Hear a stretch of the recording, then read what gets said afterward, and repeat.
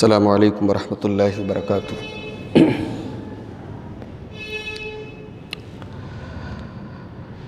ان الحمد للہ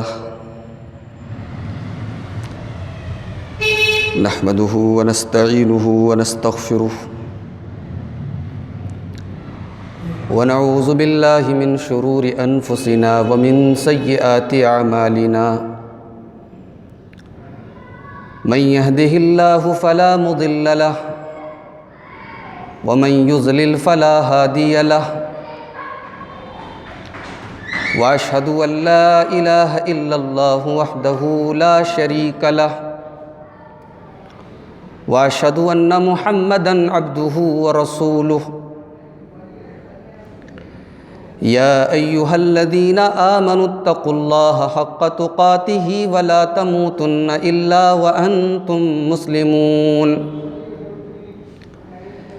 يا ايها الناس اتقوا ربكم الذي خلقكم من نفس واحدة وخلق منها زوجها وبث منهما رجالا كثيرا ونساء واتقوا الله الذي تساءلون به والأرحام إن الله كان عليكم رقيبا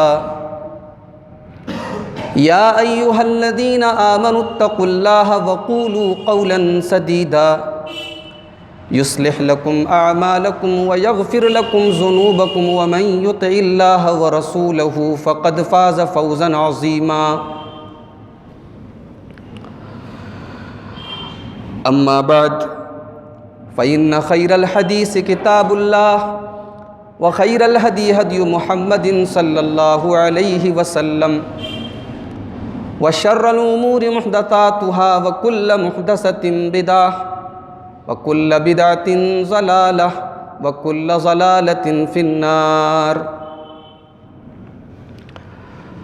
أعوذ بالله من الشيطان الرجيم بسم اللہ الرحمن الرحیم والسابقون الاولون من المہاجرین والانصار والذین اتبعوهم بإحسان رضی اللہ عنہم ورضوا عنہ وأعد لهم جنات تجری تحتها الانہار خالدین فیہا ابدا ذلک الفوز العظیم۔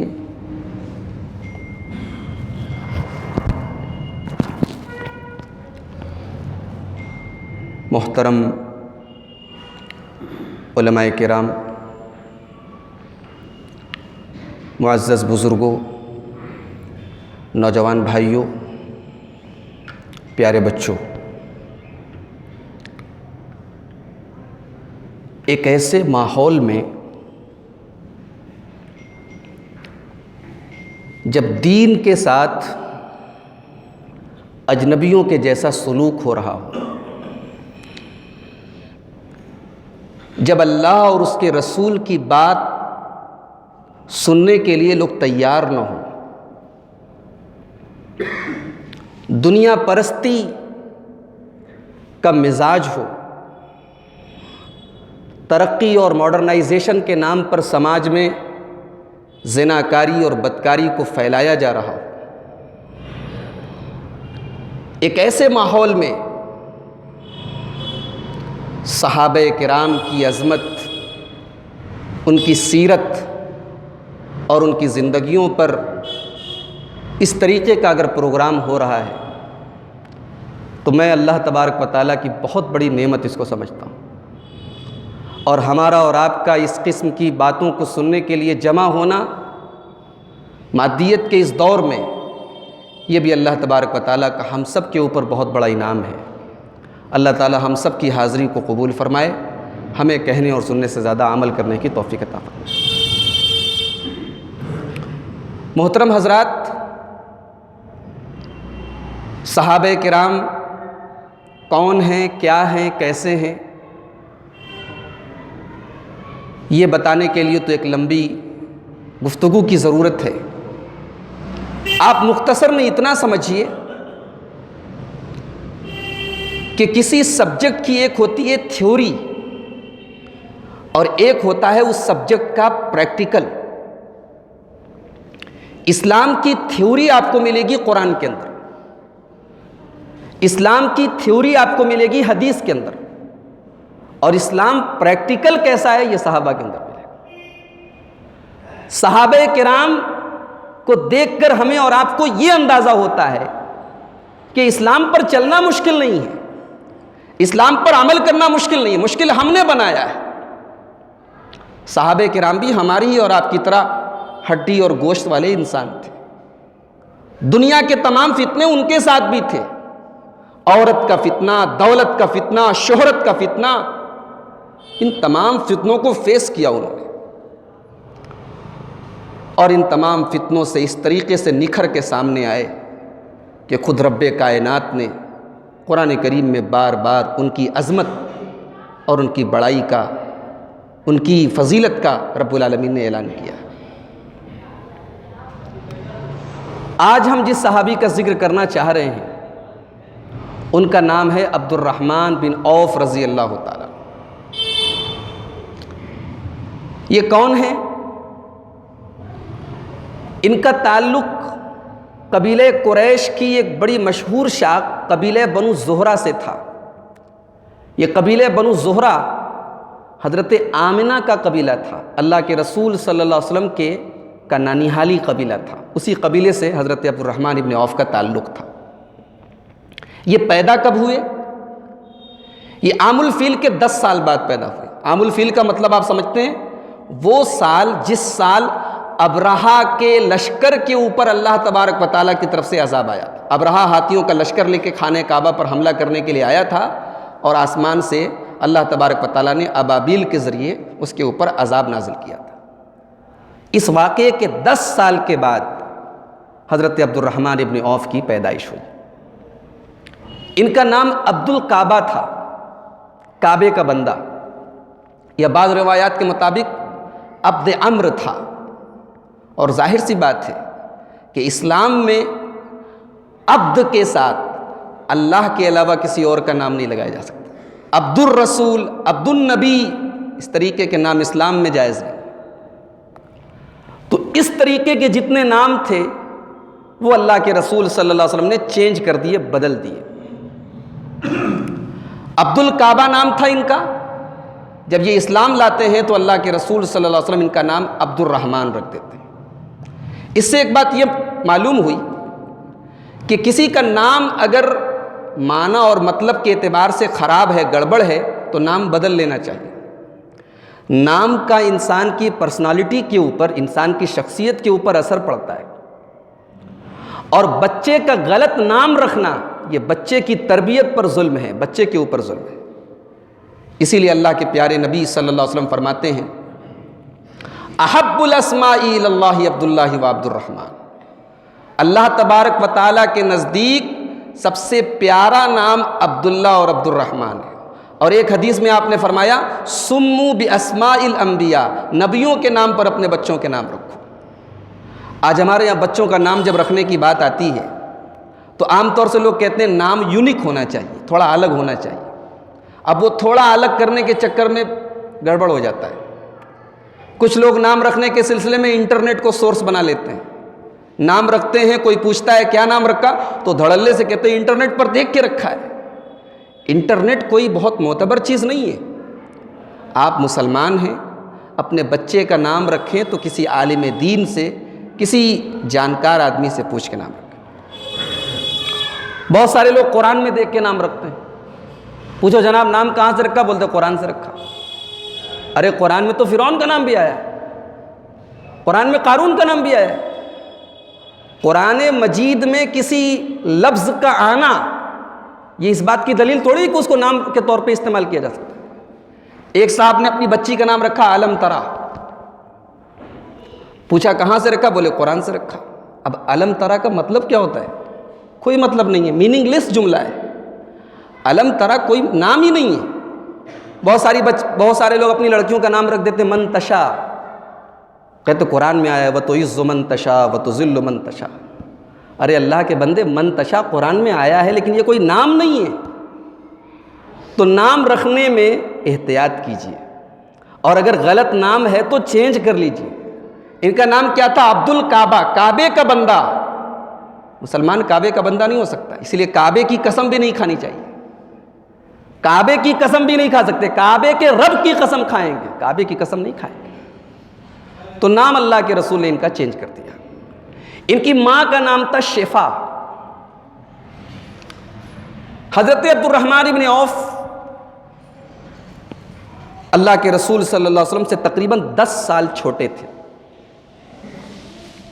اللہ کے رسول صلی اللہ علیہ وسلم کو جب اللہ تعالیٰ نے نبی بنایا تو جیسا کہ ہم اور آپ جانتے ہیں، آپ کے اوپر سب سے پہلے ایمان کون لایا؟ حضرت ابو بکر صدیق رضی اللہ تعالیٰ۔ اور حضرت ابو بکر کی تبلیغ سے جو لوگ اسلام لائے ان لوگوں میں سے ایک حضرت عبد الرحمن ابن عوف بھی۔ ان کو اسلام قبول کرنے میں بہت زیادہ محنت نہیں کرنی پڑی، حضرت ابو بکر صدیق کو بہت زیادہ کنونس نہیں کرنا پڑا، بہت زیادہ سمجھانا نہیں پڑا، کیونکہ زمانے جاہلیت سے ہی ان کی فطرت بہت نیک تھی۔ زمانے جاہلیت میں بھی انہوں نے کبھی شراب نہیں پی تھی، ایک خاص بات ہے۔ شراب کا ماحول ہے، سارے لوگ شراب پی رہے ہیں اور ایک آدمی شراب نہیں پی رہا، یہ بڑی بات ہے۔ حضرت عبد الرحمن ابن عوف نے زمانے جاہلیت میں بھی کبھی شراب نہیں پی۔ اسلام قبول کرتے ہیں، عمر کتنی ہے؟ 30 سال، جوانی کا ٹائم ہے، بالکل شباب کا ٹائم، اور یہ وہ ٹائم ہے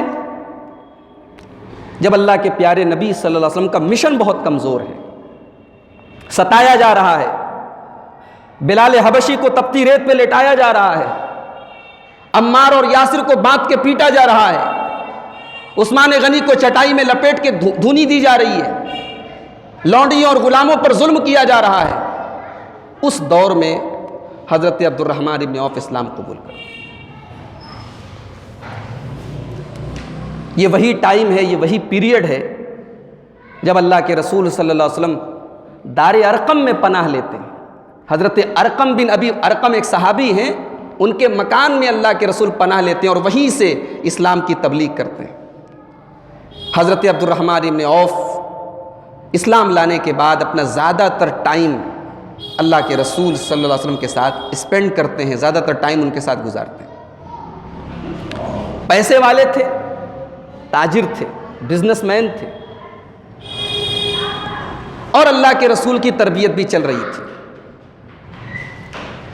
دور ایسا آیا، حالات ایسے آئے کہ اللہ کے رسول نے اپنے صحابہ سے کہا کہ مکہ میں رہنا مشکل ہے، ایک کام کرو، حبشہ چلے جاؤ۔ حبشہ میں عیسائی بادشاہ ہے، نرم مزاج ہے، اچھا ہے، وہ ہماری مدد کرے گا۔ حبشہ کی طرف جن صحابہ کرام نے ہجرت کی، ان چنندہ صحابہ کرام میں حضرت عبد الرحمن بن عوف بھی شامل تھے۔ حبشہ میں خبر اڑی کہ مکہ کے کافر سب مسلمان ہو گئے ہیں، اب حبشہ سے بہت سارے لوگ مکہ واپس چلے آئے۔ واپس آنے والوں میں حضرت عبد الرحمن بن عوف بھی تھے۔ آنے کے بعد پتہ چلا کہ خبر غلط تھی۔ اس کے بعد جب اللہ کے رسول صلی اللہ علیہ وسلم نے اپنے صحابہ کو اجازت دی کہ اب آپ لوگ یثرب چلے جائیں، یثرب یعنی مدینہ منورہ، مدینہ منورہ چلے جائیں، وہاں اسلام کا سپورٹ کرنے والے، مسلمانوں کا سپورٹ کرنے والے لوگ ہیں، آپ وہاں چلے جائیں۔ عبد الرحمن ابن عوف رضی اللہ تعالیٰ عنہ بنا بنایا بزنس، بنا بنایا کاروبار، ڈھیر ساری پراپرٹی، زمین جائیداد، بال بچے، گھر، قبیلہ، خاندان، سب کچھ چھوڑ کے مدینہ جا رہے ہیں۔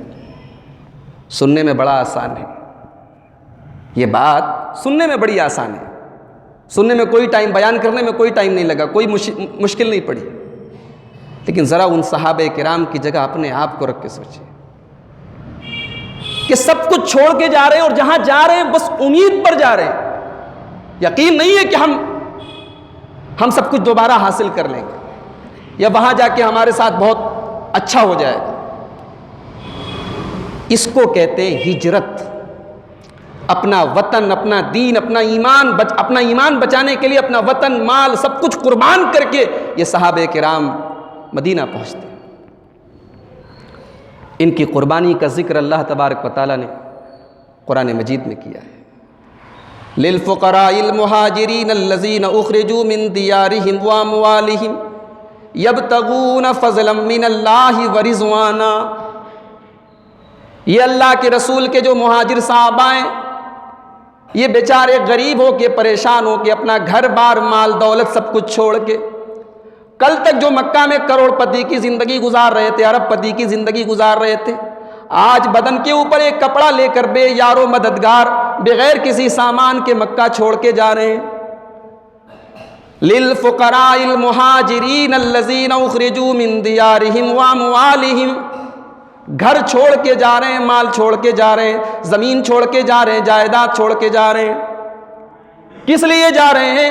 کاروبار کرنے کے لیے نہیں جا رہے ہیں. اس لیے نہیں جا رہے ہیں کہ مکہ میں بزنس ان کا کمزور ہو گیا، اس لیے مدینہ جا رہے ہیں. اس لیے نہیں جا رہے ہیں کہ مکہ میں ان کا دھندا چوپٹ ہو گیا، اس لیے مدینہ جا رہے ہیں. یبتغون فضلا من اللہ ورضوانا.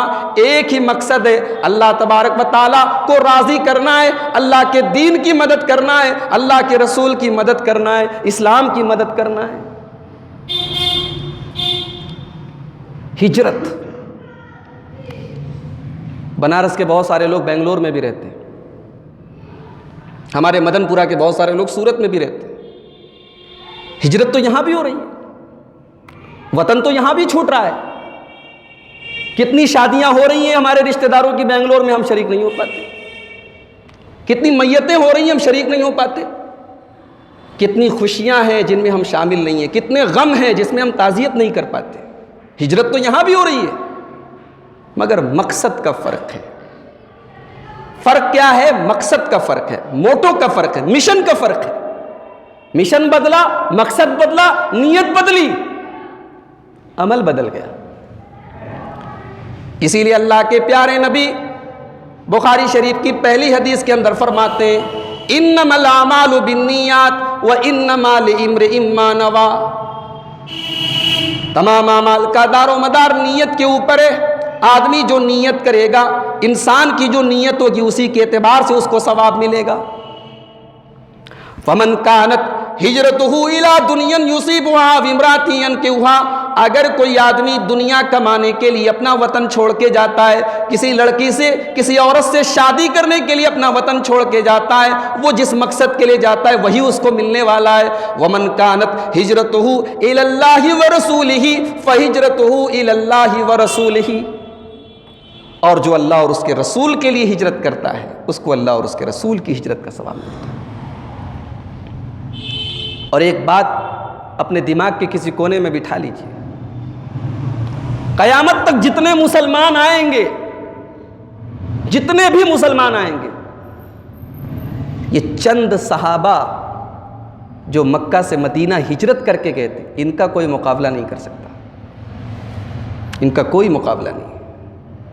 اور دوسری بات یہ بھی سمجھ لیجئے کہ تمام صحابہ بھی، صحابہ کرام میں بھی بہت طریقے کے صحابہ تھے. کچھ بعد میں اسلام لائے، کچھ پہلے اسلام لائے، کچھ مدینہ کے انصاری ہیں، کچھ مکہ کے مہاجر ہیں.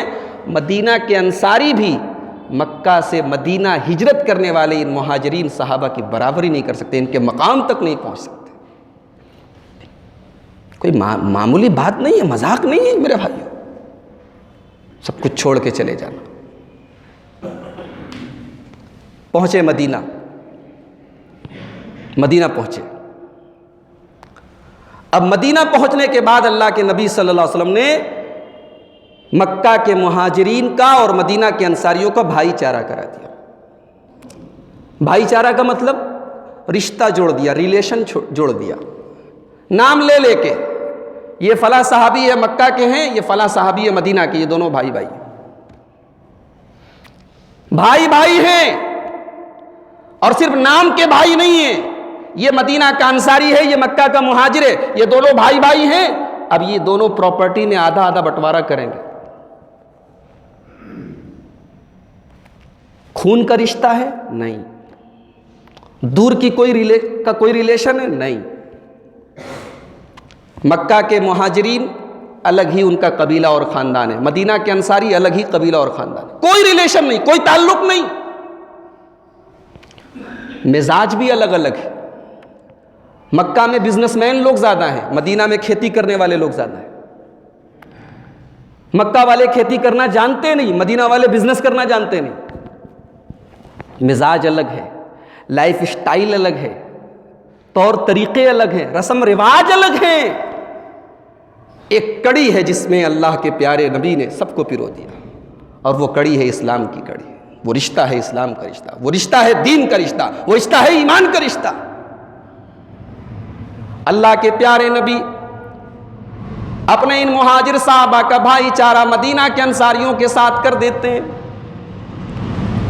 پوری دنیا کا اتہاس پڑھ کے آپ اٹھا لیجئے، پوری دنیا کی تاریخ آپ پڑھ کے اٹھا لیجئے، آپس کے بھائی چارہ کی، آپس کی محبت کی، ایک دوسرے کے لیے قربانی دینے کی ایسی کوئی مثال پوری دنیا کی تاریخ میں نہیں ملتی ہے۔ الگ الگ علاقے کے رہنے والے، الگ الگ خاندان کے رہنے والے، دو الگ الگ کمیونٹی، دو الگ الگ سماج کے لوگوں کو اللہ کے پیارے نبی نے اپنے اللہ کے کلمے کی بنیاد پر جو جوڑا تھا، اتنا مضبوطی سے جوڑا تھا کہ اس میں ٹوٹنے کا کوئی امکان نہیں تھا۔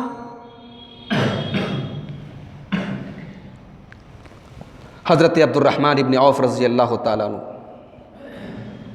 ان کا بھائی چارہ حضرت سعد ابن ربی انصاری صحابی کے ساتھ اللہ کے رسول کرتے ہیں۔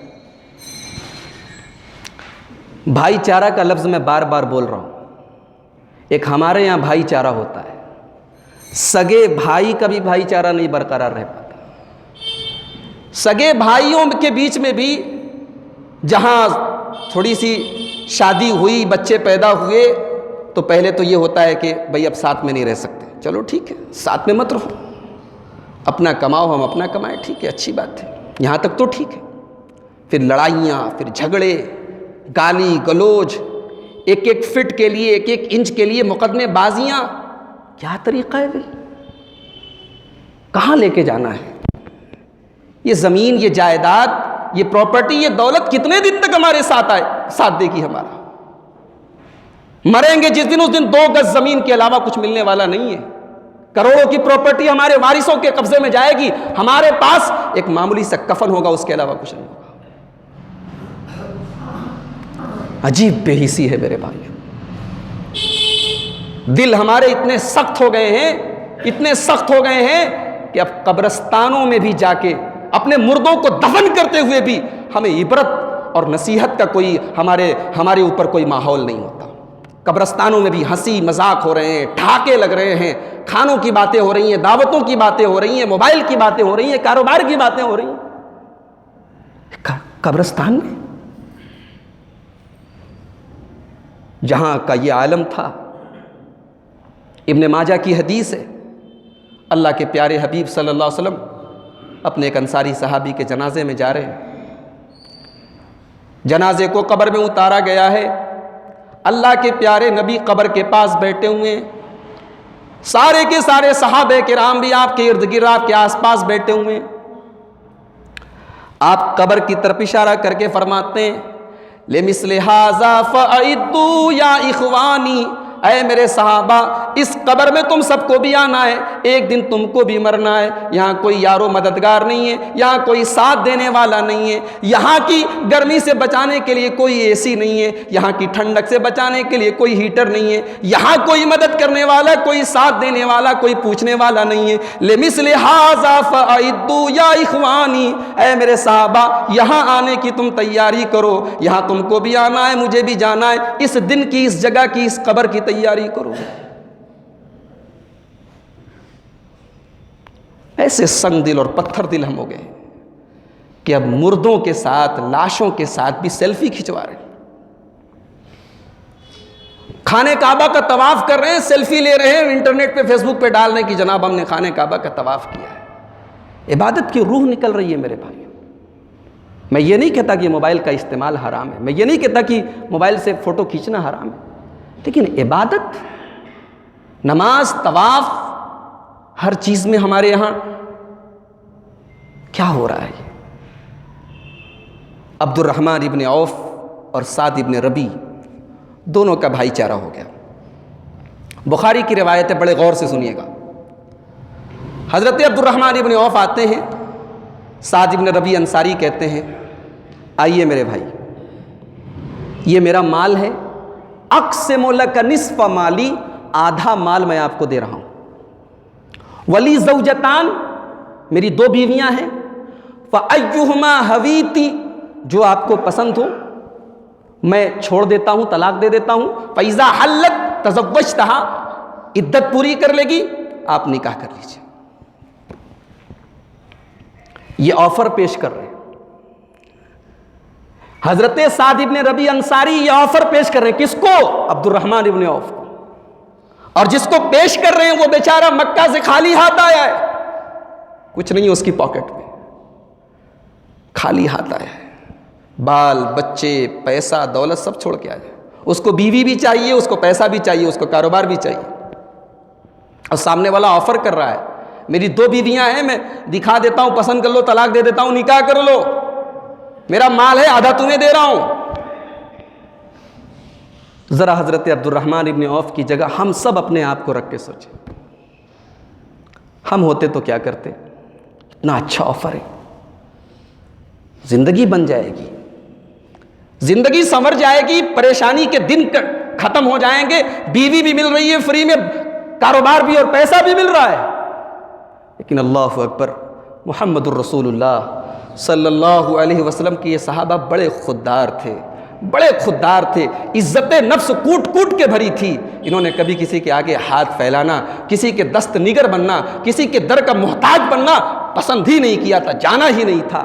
کہتے بارک اللہ لکا فی اہلکا و مالکا، اے میرے انصاری صحابی، آپ کی اس قربانی کے لیے میں آپ کا شکریہ ادا کرتا ہوں، آپ مال دینے کو تیار ہیں، آپ بیوی سے شادی کروانے کے لیے تیار ہیں، میں دعا کرتا ہوں اللہ آپ کی بیوی میں برکت دے، آپ کے پریوار میں برکت دے، آپ کے مال میں برکت دے، لا حاجت لک فیہ، مجھے آپ کے نہ بیوی سے شادی کی ضرورت ہے، نہ مجھے آپ کا مال چاہیے، مجھے نہیں چاہیے، اللہ آپ کے مال میں برکت دے، میں دعا کر رہا ہوں لیکن مجھے نہیں چاہیے۔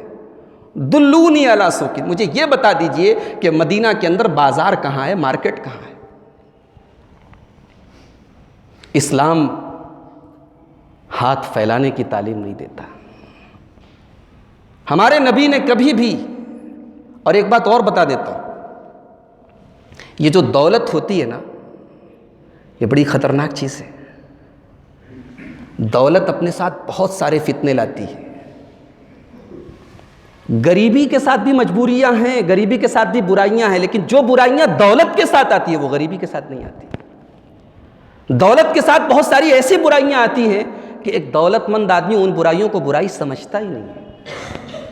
اسی لیے اللہ کے پیارے نبی اپنی امت کے بارے میں کہا کرتے تھے، مل فقر اخشى علیکم، اے میری امت کے لوگوں، مجھے یہ ڈر نہیں ہے کہ تم غریب ہو جاؤ گے، تم فقیر ہو جاؤ گے، تم محتاج ہو جاؤ گے، مجھے ڈر ہے کہ تم دنیا دار بن جاؤ گے، دنیا کی دولت، دنیا کی کا عیش تمہارے دل و دماغ پہ چھا جائے۔ اور ایک بات یہ بھی بتا دوں کہ یہ دولت کمپلسری بھی ہے، دنیا کا کوئی بھی مشن، کوئی بھی تحریک، کوئی بھی کام، کوئی بھی جماعت دولت اور فائنینشیل سپورٹ کے بغیر چل نہیں سکتی۔ اسلام کو اس زمانے میں فائنینشیل سپورٹ کی ضرورت تھی، اسلام کو فائنینسرز کی ضرورت تھی، اور وہ فائنینسرز ملے، میں ابھی تفصیل بتاؤں گا آپ کو، ان کے بغیر اسلام کا پودا مضبوط نہیں ہو سکتا تھا۔ مگر عجیب بات ہے کہ وہی دولت آج ہمارے پاس آتی ہے، ہمارا ایمان لے کے چلی جاتی ہے، ہمارا دین لے کے چلی جاتی ہے۔ وہی دولت صحابہ کے پاس آئی تھی، لیکن ان کا ایمان بھی سیف تھا، ان کا دین بھی سیف تھا۔ تو دولت کو اللہ نے قرآن میں فتنہ بھی کہا ہے، انما اموالکم واولادکم فتنہ، تمہارا مال فتنہ ہے، فتنہ بھی کہا ہے، اور دولت کو جگہ جگہ اللہ نے اپنا فضل بھی کہا ہے کہ دولت میرا فضل ہے۔ اور عجیب و غریب بات ہے کہ میں جو حدیث آپ کو سنا رہا ہوں بخاری شریف کی، یہ حدیث امام بخاری رحمۃ اللہ علیہ نے صحیح بخاری کے اندر کتاب البیوع کے اندر جہاں بیان کی ہے، وہاں امام بخاری نے باب کیا قائم کیا ہے، باب سنیے، کہتے ہیں کہ اللہ تعالیٰ نے سورہ جمعہ کی آیت نمبر 11 میں جو فرمایا ہے، یہ حدیث اسی کی تفسیر ہے۔ سورہ جمعہ کے اندر اللہ تعالیٰ نے آیت نمبر 11 میں کیا فرمایا ہے؟ فَإِذَا قُضِيَتِ الصَّلَاةُ فَانتَشِرُوا فِي الْأَرْضِ وَابْتَغُوا مِنْ فَضْلِ اللَّهِ وَاذْكُرُوا اللَّهَ كَثِيرًا لَعَلَّكُمْ تُفْلِحُونَ۔ اے ایمان والو، جمعہ کے دن جمعہ کی اذان ہو جائے اپنا کاروبار بند کر دو، تجارت بند کر دو، لین دین بند کر دو، فوراً مسجد کی طرف بھاگو، نماز کی طرف بھاگو، خطبہ سننے کے لیے بھاگو۔ فَإِذَا قُضِيَتِ الصَّلَاةُ، جب نماز ختم ہو جائے، فَانْتَشِرُوا فِي الْأَرْضِ، تو زمین کے اندر پھیل جاؤ، وَابْتَغُوا مِنْ فَضْلِ اللَّهِ، اور اللہ کے فضل کو تلاش کرو، اللہ کی روزی کو تلاش کرو۔ لیکن دیکھو اللہ کی روزی کو تلاش کرنے کے لیے نکلے ہو تو اللہ کو بھول نہ جانا۔ وَاذْكُرُوا اللَّهَ كَثِيرًا لَعَلَّكُمْ تُفْلِحُونَ، کاروبار بھی کرو، لین دین بھی کرو، روزی بھی کماؤ، دولت بھی کماؤ، لیکن اللہ کو زیادہ سے زیادہ یاد بھی کرتے رہو، تبھی کامیاب ہوگے۔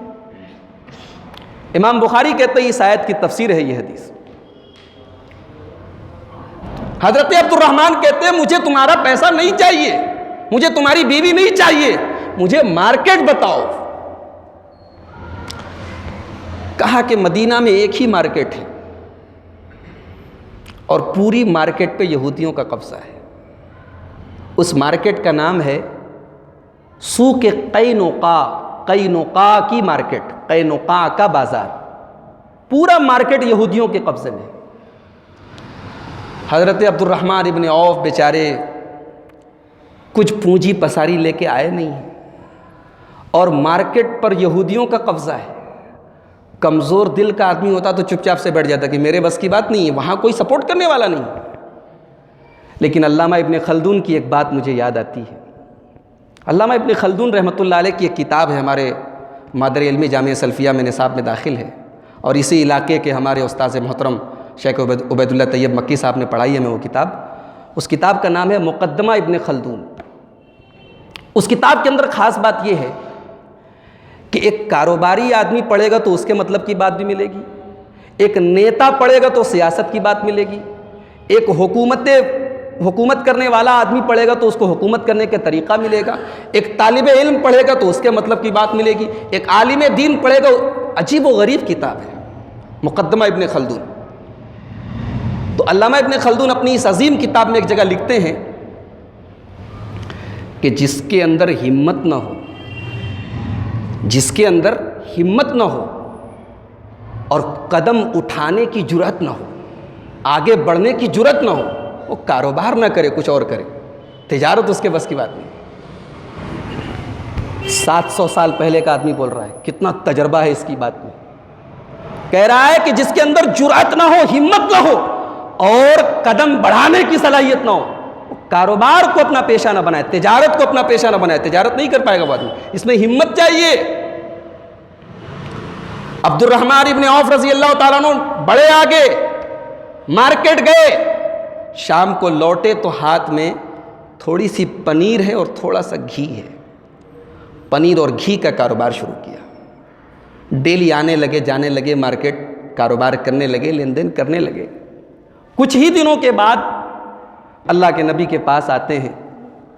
اللہ کے نبی صلی اللہ علیہ وسلم ان کے کپڑے پر زردی کا نشان دیکھتے ہیں۔ ہمارے یہاں شادی کے پہلے بہت سارے لوگ ابٹن اپنے بدن پہ ابٹن ملتے ہیں، ایک رسم ہے، انڈین رسم ہے، ہندوستانی رسم ہے۔ تو کچھ لوگ اس کا جو ہے تار یہاں سے جوڑتے ہیں کہ دیکھیے حضرت عبد الرحمن ابن عوف کے کپڑے میں زردی لگی تھی۔ اس زردی کی وضاحت دوسری حدیثوں میں ہے کہ شادی کی علامت تھی، وہ ان کے یہاں وہ زردی جو ہے وہ شادی کی علامت تھی۔ اب اس میں وضاحت نہیں کہ وہ زردی کیسی تھی، زردی لگی تھی۔ اللہ کے رسول نے پوچھا کہ عبد الرحمن شادی کی ہے کیا؟ تزوج تھا، شادی کی ہے؟ کہا کہ ہاں اللہ کے رسول شادی کی۔ شادی کر لی، اللہ کے رسول کو انوائٹ نہیں کیا، شادی ہو گئی پتہ بھی نہیں رسول کو۔ ایسی شادی ہوتی تھی۔ ہمارے ہاں تو شادی تب تک نہیں ہو سکتی جب تک 150 لوگوں کی بارات کا انتظام نہ ہو، 4-5 لاکھ کے دہیز کا انتظام نہ ہو، یہ نہ ہو وہ نہ ہو، شادی کے پہلے کی 2-4 رسمیں نہ ہو، شادی کے بعد کی 2-4 رسمیں نہ ہو۔ غریب آدمی تو بیچارہ بک جائے، کہاں سے شادی کرے گا وہ؟ کتنا ہم نے بھاری بنا دیا شادی اور نکاح۔ صحابی شادی کر لیتے ہیں، اللہ کے پیارے رسول کو پتہ بھی نہیں ہے۔ کہا شادی کی ہے؟ کہاں شادی کی ہے؟ اب پہلا سوال، کم سکتا مہر میں کیا دیا ہے؟ ہمارے یہاں پہلا سوال کا ملا میاں، ہمارے پہلا سوال یہ رہتا ہے یہاں پہلا سوال کہ کیا کیا دیا، کم سکتا، کیا دیا تم نے لڑکی کو، مہر میں کیا دیا؟ کہتے نواتم من ذہب، سونے کی ایک گٹھلی کے برابر سونا، اللہ اکبر۔ چند دن کی تجارت میں اللہ نے ایسی برکت دی کہ بیوی کو مہر، اب ظاہر سی بات ہے کہ بیوی کو مہر میں اگر سونے کی انگوٹھی دے رہے ہیں، اس کا مطلب کہ اچھی خاصی دولت ان کے پاس ہے۔ ایسا نہیں ہو سکتا کہ بس سونے کی وہ گٹھلی کے برابر سونا ہے اور وہ بیوی کو دے دیا، اس کے علاوہ بھی تو دولت رہی ہوگی۔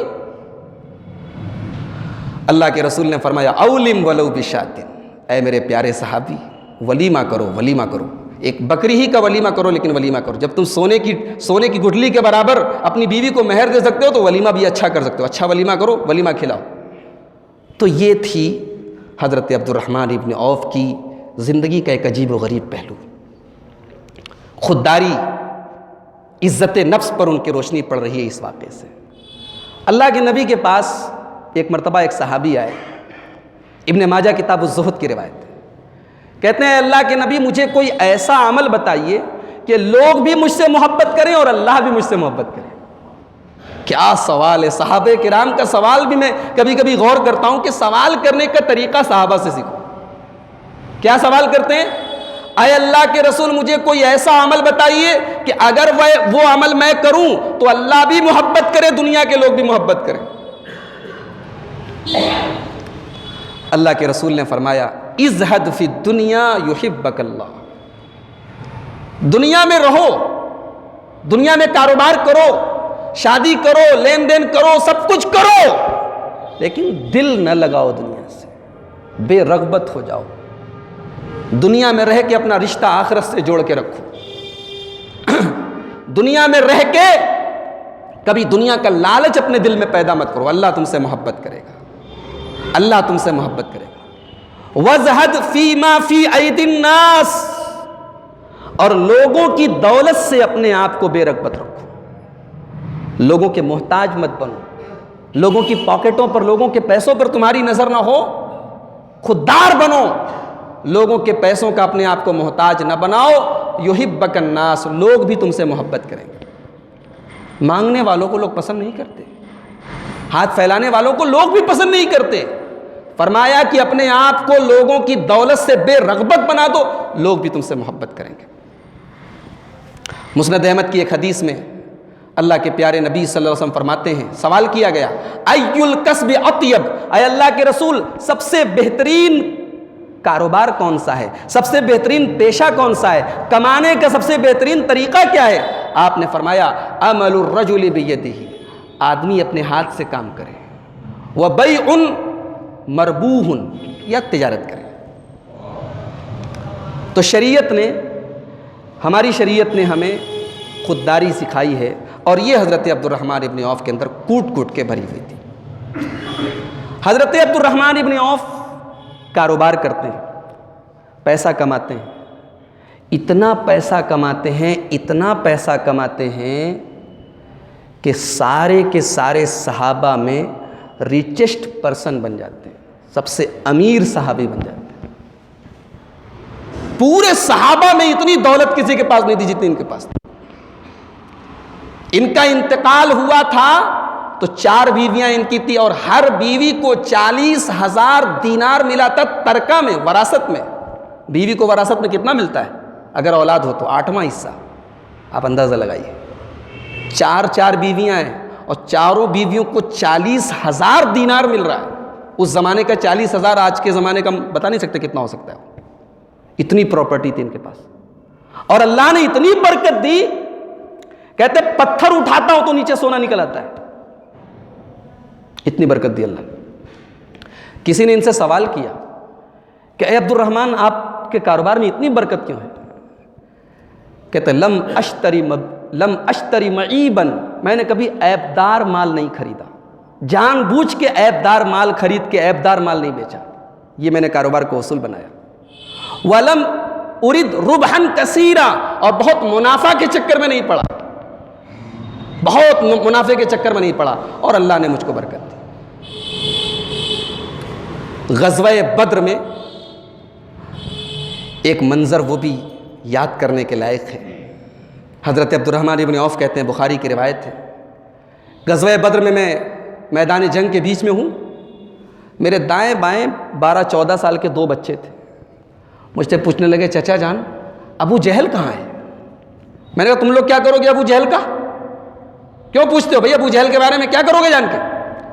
بولے چچا جان سنا ہے کہ وہ کمبخت ہمارے نبی کو گالی دیتا ہے، سنا ہے کہ وہ بدبخت ہمارے رسول کو گالی دیتا ہے، اے چچا جان لئن رأیتہ لا یفارق سوادی سوادہ، اگر میری نظر پڑ گئی تو ابو جہل بچ نہیں سکتا۔ اللہ اکبر، 12 سال کے بچوں میں یہ جذبہ، اپنے نبی کی عظمت، اپنے نبی کے احترام کا اتنا خیال۔ آج ہمارے یہاں 12 سال کے بچوں کو موبائل اور کرکٹ کے علاوہ کچھ نہیں آتا، آج ہمارے یہاں کے 12 سال کے بچوں کو نئی فلموں کے گانوں کے علاوہ کچھ نہیں آتا۔ نبی کون ہے، اسلام کیا ہے، دین کیا ہے، نہ ہم بتاتے ہیں، نہ اسکول بتاتا ہے، نہ ٹیچر بتاتا ہے، نہ ماسٹر بتاتا ہے، نہ اخبار بتاتا ہے، نہ ٹی وی بتاتا ہے۔ کون سکھائے گا انہیں اسلام؟ کون سکھائے گا انہیں ان کے نبی کے بارے میں؟ کبھی غور کیجئے، ہمارے بچوں کو بگاڑنے والی، ان کے دین کو برباد کرنے والی، ان کے اخلاق کو برباد کرنے والی چیزیں 24 گھنٹے ہمارے بچوں کے ساتھ لگی، لیکن ان کو سدھارنے والی، ان کو بنانے والی، ان کو مسلمان بنانے والی، ان کے نبی کے صحابہ کے بارے میں بتانے والی کوئی چیز ہم پرووائڈ نہیں کر رہے، کوئی چیز ان کو بتا نہیں رہے۔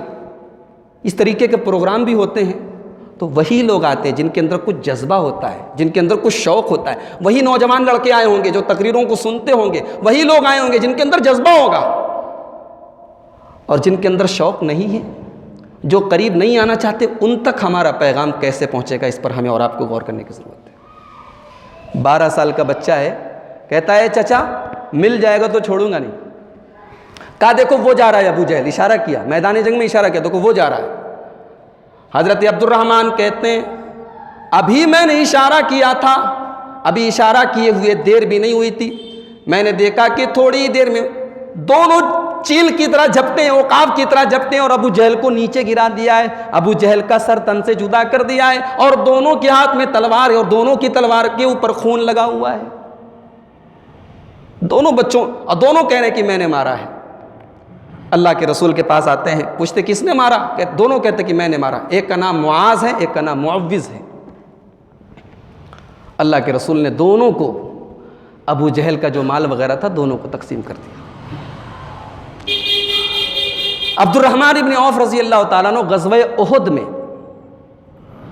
آپ جانتے ہیں غزوہ احد میں ایک ٹائم ایسا آیا تھا جب جنگ کا پانسا پلٹ گیا تھا، مسلمان جیتی ہوئی جنگ ہارنے لگے تھے، چاروں طرف سے کافروں نے حملہ کر دیا، اور اتنا نازک ٹائم آ گیا کہ اللہ کے پیارے رسول صلی اللہ علیہ وسلم کے اوپر بھی حملہ ہوا، اور صحابہ کرام کی بڑی تعداد میدان جنگ سے جا چکی ہے، تھوڑے سے صحابہ کرام اللہ کے رسول کے آس پاس آپ کا ڈیفنس کرنے کے لیے موجود ہے۔ ان تھوڑے سے صحابہ کرام میں حضرت عبد الرحمن بن عوف بھی شامل تھے۔